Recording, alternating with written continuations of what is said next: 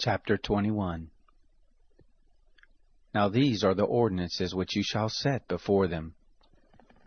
If you buy a Hebrew servant, he shall serve 6 years, and in the 7th he shall go out free without paying anything. If he comes in by himself, he shall go out by himself. If he is married, then his wife shall go out with him. If his master gives him a wife, and she bears him sons or daughters, the wife and her children shall be her master's, and he shall go out by himself. But if the servant shall plainly say, I love my master, my wife, and my children, I will not go out free, then his master shall bring him to God, and shall bring him to the door, or to the doorpost, and his master shall bore his ear through with an awl, and he shall serve him forever. If a man sells his daughter to be a maidservant, she shall not go out as the men servants do. If she doesn't please her master who has married her to himself, then he shall let her be redeemed. He shall have no right to sell her to a foreign people, seeing he has dealt deceitfully with her. If he marries her to his son, he shall deal with her after the manner of daughters. If he takes another wife to himself, he shall not diminish her food, her clothing, and her marital rights. If he doesn't do these 3 things for her, she may go free without paying any money.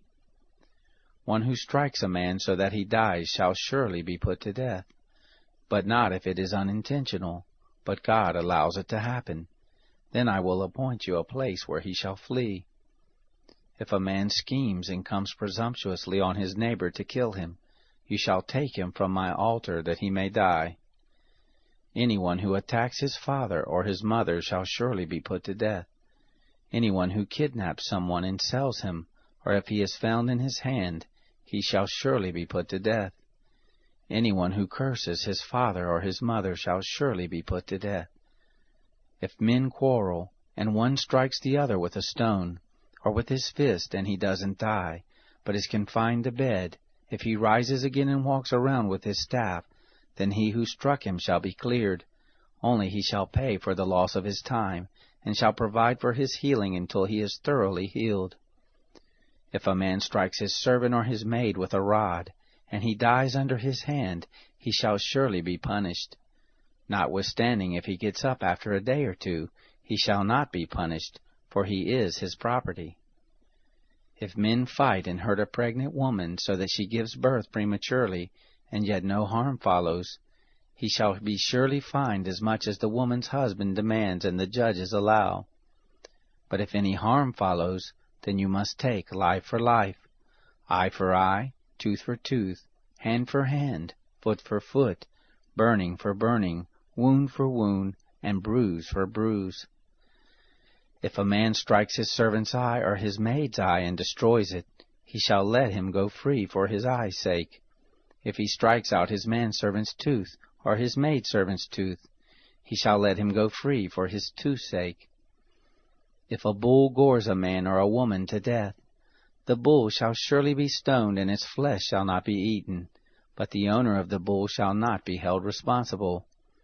But if the bull had a habit of goring in the past, and it has been testified to its owner, and he has not kept it in, but it has killed a man or a woman, the bull shall be stoned, and its owner shall also be put to death.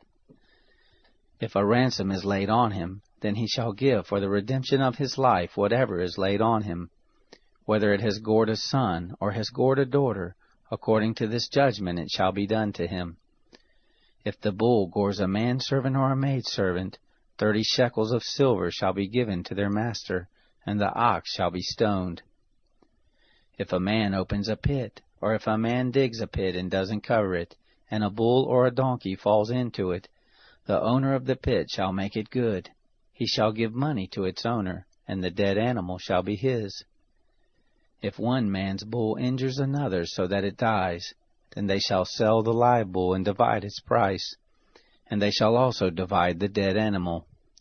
Or if it is known that the bull was in the habit of goring in the past, and its owner has not kept it in, he shall surely pay bull for bull, and the dead animal shall be his own.